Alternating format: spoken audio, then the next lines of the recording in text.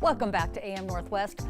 On this day more than 300 years ago, a massive earthquake rocked the Northwest, dropping the coastline and moving the state to the west by several meters. Here to share more about this historic event and what it means for the future, we welcome USGS research geologist Lydia Staisch. Hi, Lydia. Did I get your last name right? You did. Thank you. Yes. Okay.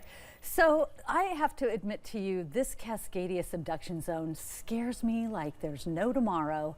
But let's talk about it. It happened 300 years ago. What is it? What happened? So a subduction zone is basically one area where two tectonic plates come together. And specifically what happens is the oceanic plate, in this case we have the Juan de Fuca plate, is actually diving down underneath North America. And so during the interseismic period, there is strain accumulated because there's friction between these two plates. And that accumulates for several hundred years, but after a while, there's so much strain energy in that system that the fault breaks. Oh. So the Cascadia subduction zone, it spans all the way from Northern California, around Mendocino Triple Junction area, and it goes all the way past Vancouver, Canada. And so it's about 1,300 kilometers long. And when it ruptures, it has the potential to have really large earthquakes. And 300 years ago it happened. Yes. How large was that earthquake, and what happened to the land and to the trees and to everything? So about 324 years ago, in 1700 CE, there was what we think is possibly a magnitude 9 earthquake. And so the way we know about this is that there are these ghost forests along the coastline, and there's evidence that there were sands. Yeah, we're looking at the ghost forest now. I never knew what that was. Yeah. It's a ghost forest. So tell me, okay, keep going. Sorry to interrupt. So what happens basically during an earthquake event is the portions of the margin actually subside. They go down in elevation, and these trees, which were happily living in a forest, were suddenly inundated with salt water, and it killed them. And so they've been precisely dated using a method called dendrochronology. It's a way of looking at tree rings to figure out when a tree died. And they were dated to the winter between 1699 and 1700. Oh, wow. And what's really fascinating about the story, too, is that there is evidence from Japanese written records that the coastline in Japan was inundated basically about 9 hours later. Oh. Yeah.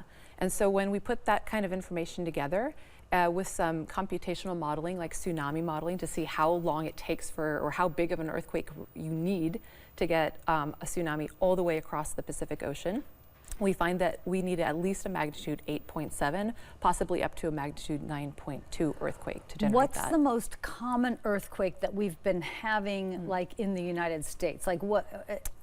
Well, there's different tectonic regions within the United States. Like in California, like. Yeah, so in California, that's a different system where we also have a plate margin where the San Andreas fault is located. And those are strike slip fault earthquakes, and they're crustal earthquakes, and they are very damaging, but they tend to be of smaller magnitude. Okay. The subduction zone earthquakes tend to be some of the more large earthquakes that we see globally. Okay, so now when I was watching this video yesterday about this and what could happen, it was saying that every 2 to 1,000 years this happens. So it's only been 300 years. Mm-hmm.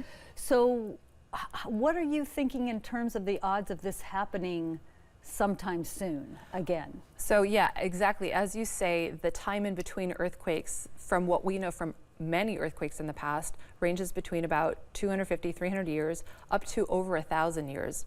So I would say we're sort of in the late stages of the earthquake cycle, meaning that an earthquake could happen, but it could happen tomorrow, but there's also a good possibility that it happens in a few hundred years and that none of us are around to see it. That's what I'm hoping for. Yes. And then if it does happen, is there even a point of getting ready, earthquake preparedness? Like, what Absolutely. is the point? Really? So Yeah. we're not all going to die when No, this thing no, happens no. again. There's a lot we can do individually. And so these earthquakes, they do have a capability of impacting a large region, but there's lots of things one can do at home.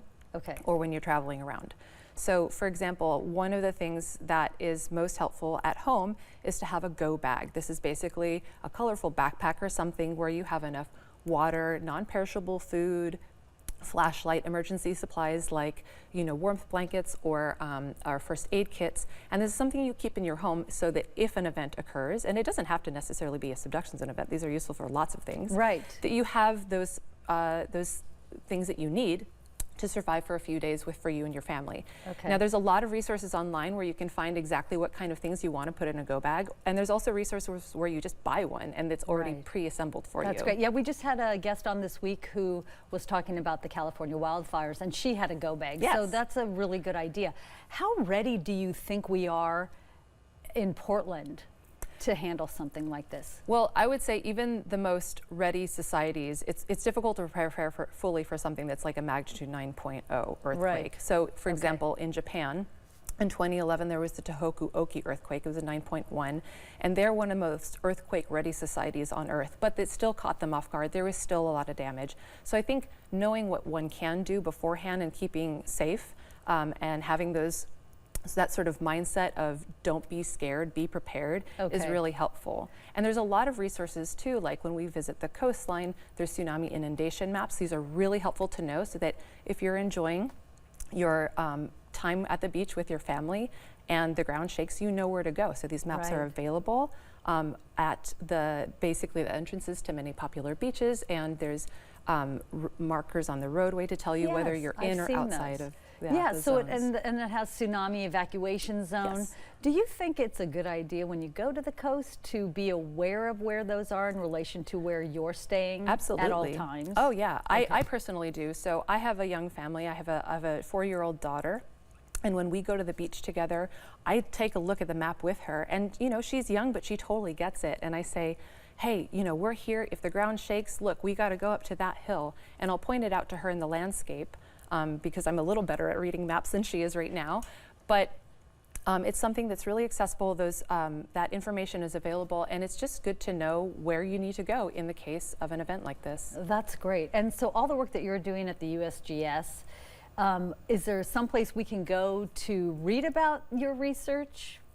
Yeah, so there's, lots of publications from myself as well as many other colleagues at the USGS and academic institutes, and so many of them are available online. We also have just some infographic documents that the USGS hosts on their website, and so if you type in USGS Cascadia subduction zone, you can learn a lot about the tectonics of the region and the likelihood of earthquakes, and also other links to preparedness measures. Okay, so I don't have to be afraid. I should be prepared though. Yes.